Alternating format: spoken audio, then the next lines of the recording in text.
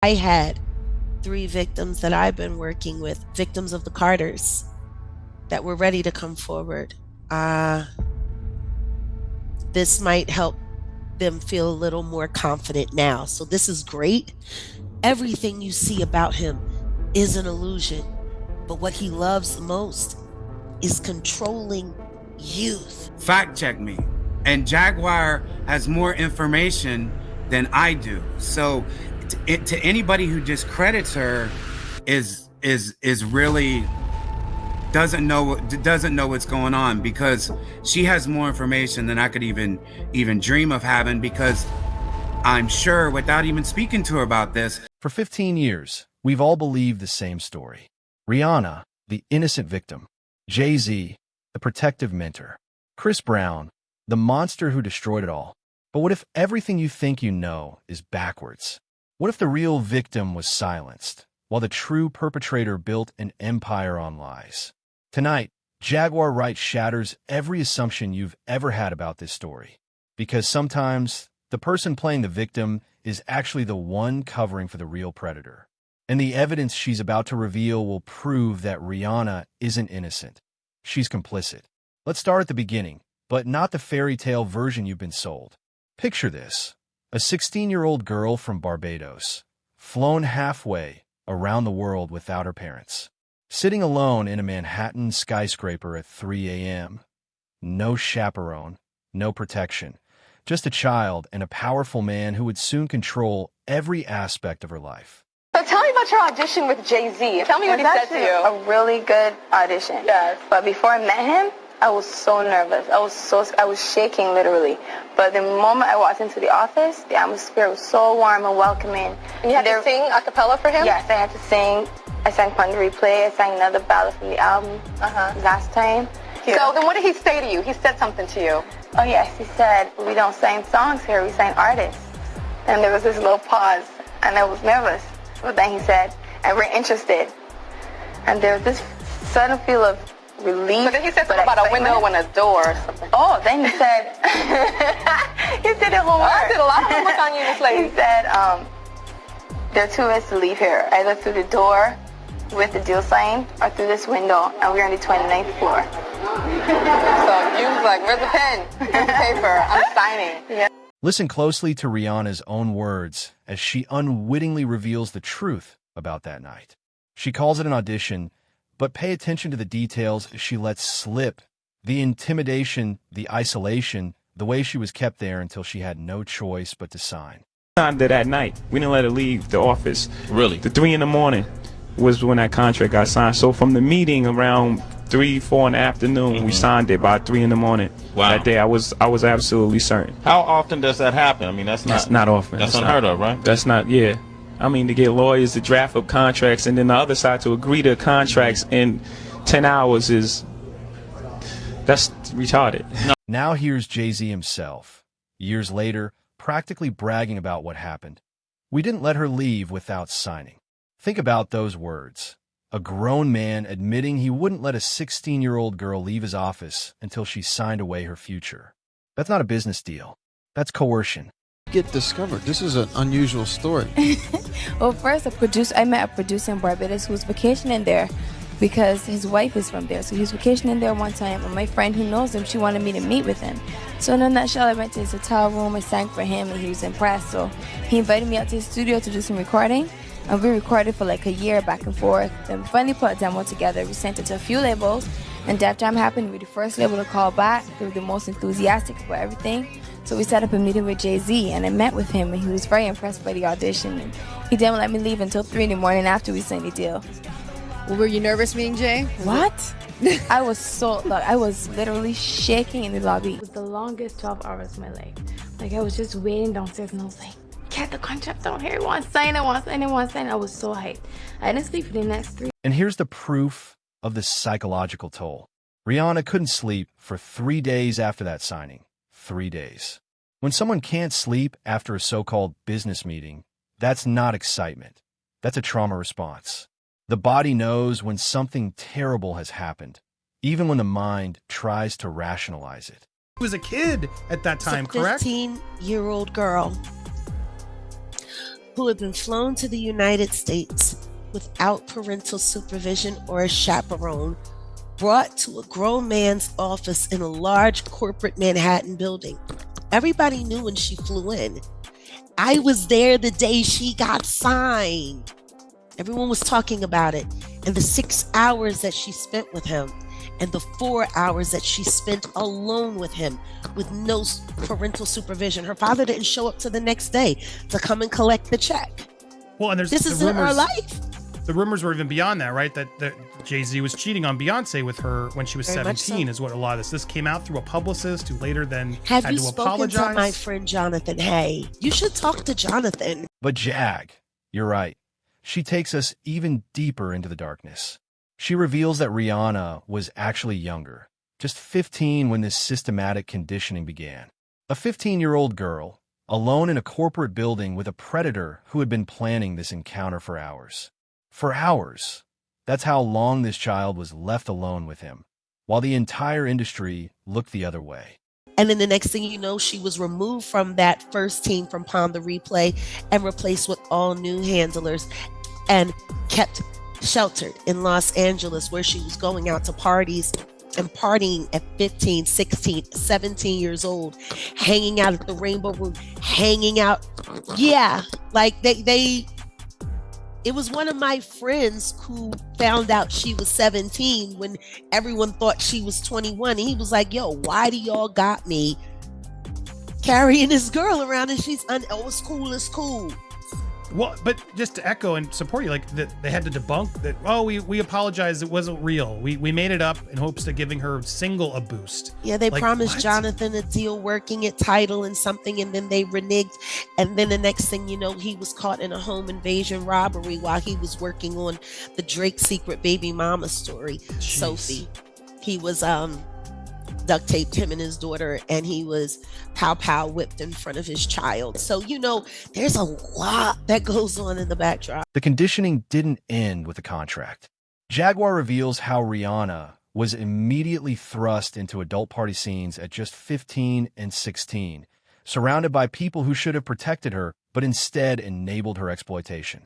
And here's the chilling part. When anyone in the industry tried to speak up to remind them she was just a kid, they were systematically removed from the picture.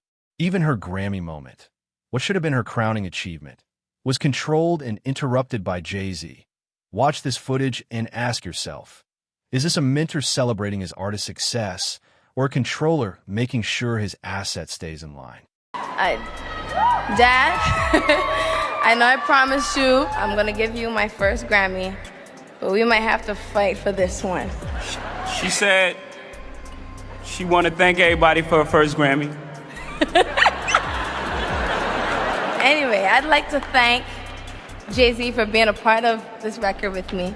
She like to thank Jigga Man for being the greatest in the world.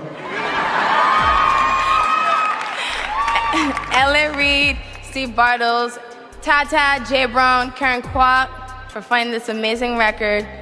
Tricky, Dream for writing such a beautiful record. Thank you, I love you guys. Mom, Dad, my two brothers, Rory and Rajad. Please wrap up, okay? Barbados, I love you. We got one. Evan Rogers, Carl Sturken, Mark Jordan, Krista, and making sure I don't forget anybody. Thank you so much. This means a lot. This isn't the story of a discovered talent. It's the documentation of systematic predation, disguised as the music business. And the most disturbing part?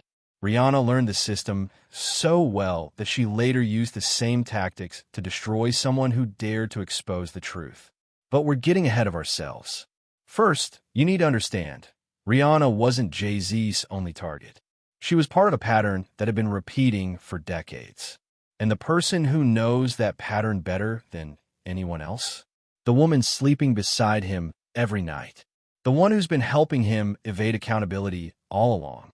He's been evading, but the thing is, everyone in the backdrop knew that he was the celebrity John Doe. Everybody knew that. They knew it when I did Pierce Morgan. Is Beyonce Celebrity B? I hope to God not, but she was around. And she's very... She's got enough on her plate. After everything that happened with the election and everything that's happening right now, I'm not going to dump on that woman. She got better fish to fry. Well, what I look, will say is that her husband, she knows exactly who he is. Jaguar, right? Drops a bombshell that should shake you to your core. Beyonce knows exactly who her husband is. She knows what he's been doing. She's been watching this systematic preach behavior for decades, and she's chosen to stay silent. Not because she's afraid, because she's protecting an empire worth more to her than the lives he's destroyed. Think about that for a moment. The woman celebrated as a feminist icon, the one who sings about female empowerment, has been the closest witness to systematic mistreatment of young girls and has never said a word. he was after Beyonce when she was before 18, correct? I mean, as we go through the timeline, they claim, oh no, I met him at 18 and then we waited till I was 19, but they knew each other when she was like 15, 16, correct? He clearly had eyes, and it's not the only one, right? There's Aaliyah as well. I was looking at these photos. There's a history but of this, Aaliyah right? definitely. A lot of people don't realize the timeline, but after everything went bad with Robert Kelly and he had to divorce Aaliyah, Jay-Z was interested while she was still underage. And as she started spending more time in New York, he was very, very, very right there. She didn't want that. She didn't want that with him. And if there's one thing I can tell you about Sean Carter, being embarrassed and being rejected are things he does not handle well. You know, a lot of people say, oh, you're crazy. He didn't do anything to Big L. Now Jaguar exposes the full scope of the pattern. Jay-Z didn't just target Rihanna. He systematically pursued Beyonce when she was underage, and before that, he went after Aaliyah when she was still a teenager. 3 different girls, 3 different times. The same predatory pattern. But here's where it gets truly chilling. Aaliyah was different. She rejected him. And according to Jaguar, Jay-Z doesn't handle rejection well.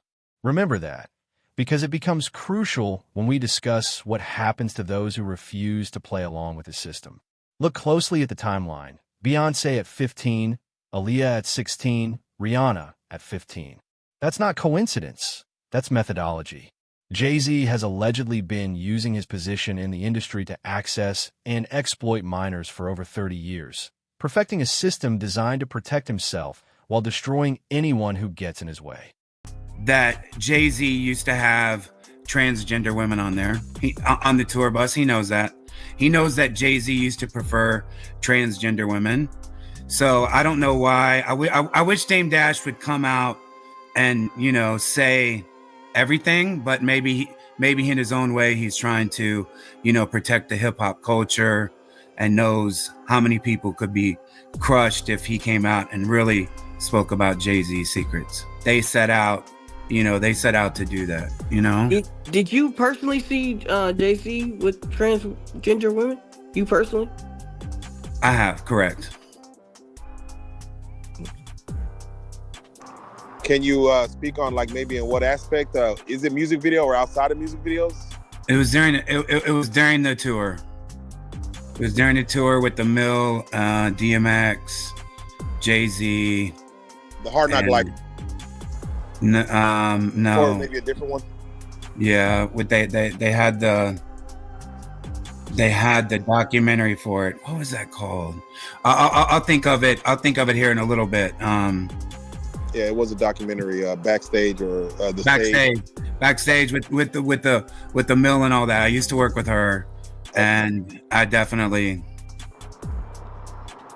It was unmistakable. You know, in 2024, the trans women are, you know, it can be hard. You know, like a lot of people that, you know, they don't know, but back then it wasn't as advanced, and you could clearly tell, you know, that was a guy. But the pattern goes even deeper than anyone imagined.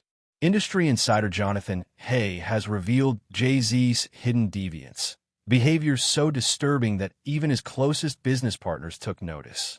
Dame Dash reportedly witnessed things that made him so uncomfortable he permanently distanced himself from Jay-Z. This wasn't just about targeting young girls. It was about a man whose private behavior was so unsettling that his own partner couldn't bear to be around him. And remember, this is the same man who spent 4 hours alone in that office with a 15-year-old Rihanna. But here's what makes Beyoncé's silence even more damaging. She didn't just know about the pattern. She benefited from it. Every time Jay-Z exploited another young girl, it strengthened their empire. Every time he got away with it, it protected their brand. Every time the industry looked the other way, it secured their legacy. Beyoncé made a choice. When she discovered who her husband truly was, she could have exposed him. She could have protected others. Instead, she chose to become his most powerful ally, helping conceal decades of systematic exploitation. And that choice would soon have deadly consequences for anyone who dared to expose the truth. But first, you need to understand how Jay-Z maintains control once he traps his victims, because the conditioning was only the beginning. What followed was a calculated system of manipulation designed to ensure lifelong silence and obedience. Speaking of PTSD, you made a comment about this. Like, this was from the Super Bowl appearance more recently. This bothered you, seeing her put the Rockefellers logo out there. If you what was go your back instinct to that? and watch, it was almost as if she didn't want to put her hands up, and then she looked over where Jay-Z's box was, and then you just see her hand. She look at her. She's looking at his box. She didn't want to do it. She didn't even want to do that gig. But the hold, especially the financial hold with the companies and all of the money and all of the strings that he pulled to. He treats these women like shell corporations. Is that why this happened? Do you have any insight on this infamous elevator video where Solange was seen just unloading on him? Beyonce's there as well. What I will say is, right there, that's the moment when he told her to back up and called her Tito Jackson. And respect There was- and love to Tito Jackson, who we just lost recently. I know. Tito Legend, could never yeah. get a break, and he's the nicest guy. But here, yeah, Jay-Z there trying to was- mimic, she's not worthy, she's nobody, is what he's trying to Pretty do. much is what he pretty much said to her. But the thing is there was infidelity that was happening that night. Both of them got caught doing things they weren't supposed to do. I believe there might have been some DV that happened. And people who know Mr. Carter knows he doesn't have a problem with putting his hands on his wife. Plenty of people know that to be true. Solange is different. Allegedly. Solange is different. She's old school Southern, and she loves her big sister even when her big sister makes mistakes. She stood up for her sister. The most interesting thing about that, though, can we look at that one more time, Andy? They come in and all of this, and then look, it almost looks like he's going to defend himself, but instead he prostrates himself, right? He lets Solange go nuts, and then he sits there and acts. He knows that camera's there. He knows where all the cameras are in that place. There's another footage, and I'll get it and I'll send it to you, of him with another woman approaching him aggressively, or it seemed like aggressively, and he scared the crap out of her. Matter of fact, there's at least 5 different shows over the course of the past 15 years where he has physically attacked women that came into his space that he didn't want anywhere near him. So I find it funny that in all those other instances, he had no problem with putting his hands on a woman to so-called defend himself. But when he's getting killed alive with cameras there, all of a sudden now he's meek and mild. I think that was a setup. I think he did that specifically to handle up on Solange.